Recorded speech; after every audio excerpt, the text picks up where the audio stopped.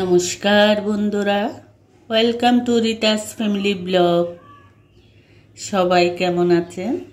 আমি ভালো আছি। আসুন, আজকে আমি রান্না করব শসা আলু চিংড়ি শুটকি দিয়ে রান্না। এখানে শসা কেটে রেখেছি, আলু, পেঁয়াজ, কাঁচা লঙ্কা, শুটকি, ধনেপাতা। আসুন আমি বসিয়ে দিচ্ছি। কড়াই গরম হয়ে গেছে, আমি তেল দিয়ে দিলাম।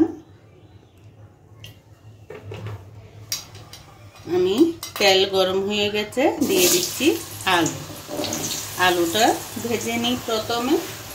শসা তো একটু নরম, দিলে মাত্র নরম হয়ে যায় তেলে।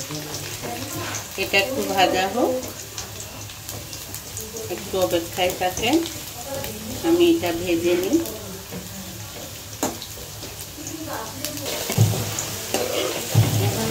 আলুটা লাল হয়ে গেছে,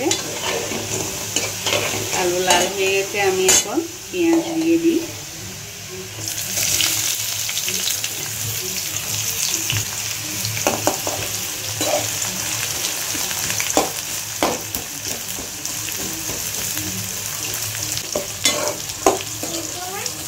মা মা হলি যাইছি, হলি যে আদন আমার জন্য।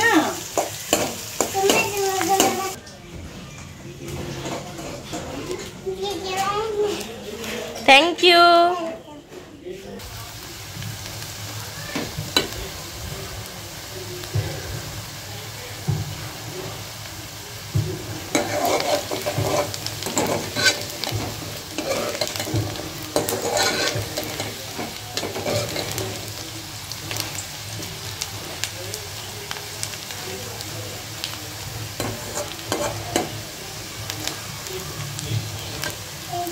এবার আমি দিয়ে দিচ্ছি শুটকি।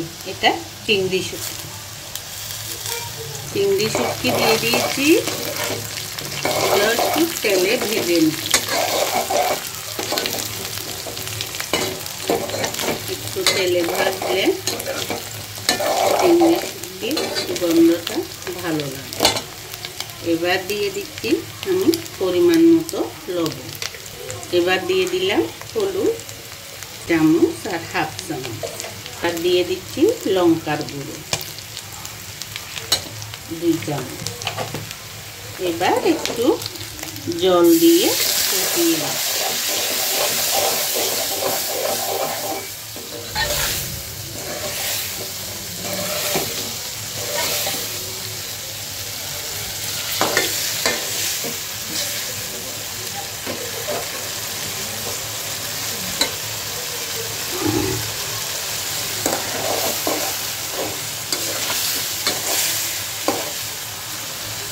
জল দিয়ে কষিয়েছি, তেলটা উঠে গেছে। এবার আমি দিয়ে দিচ্ছি শসা।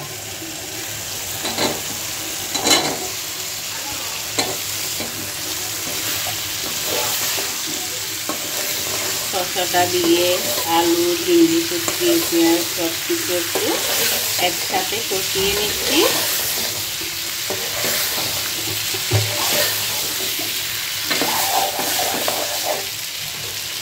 এবার সব কিছু মিশিয়ে এবার আমি এখানে অল্প আঁচ করে একটু ঢাকাটা দিয়ে দিলাম। বন্ধুরা, আমি ঢাকা উঠিয়ে দেখাচ্ছি, দেখেছেন মজে গেছে অনেক। শসা তো নরম, শসা মজে যায়। এবার আমি কাঁচা লঙ্কাটা দিয়ে দিচ্ছি।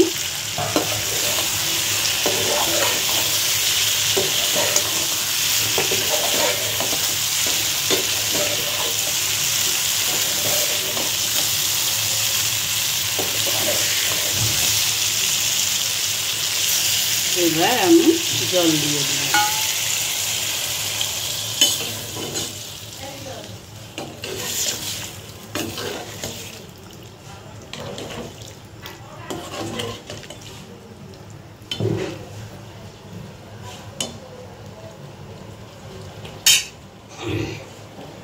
এবার আমি আর কিছুক্ষণের জন্য ঢাকনাটা দিয়ে ধনেপাতা দিয়ে নামিয়ে ফেলব।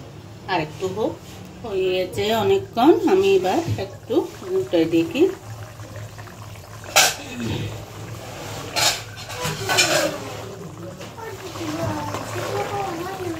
মজে গেছে, দেখেছে শসা হয়ে গেছে আমার তরকারিটা।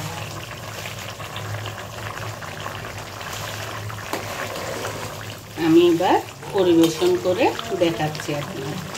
এবার আমি দিয়ে দিচ্ছি ধনেপাতা। শুটকির তরকারিতে একটু ধনেপাতা দিলে সেন্টটা ভালো আসে।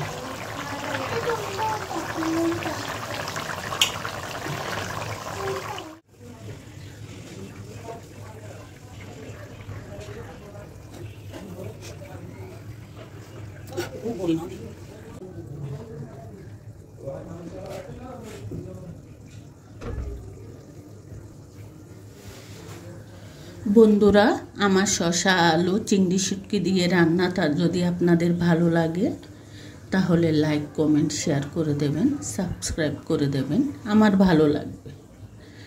আপনারা সবাই ভালো থাকবেন, সুস্থ থাকবেন, সাবধানে থাকবেন, নিজেদের যত্ন নেবেন।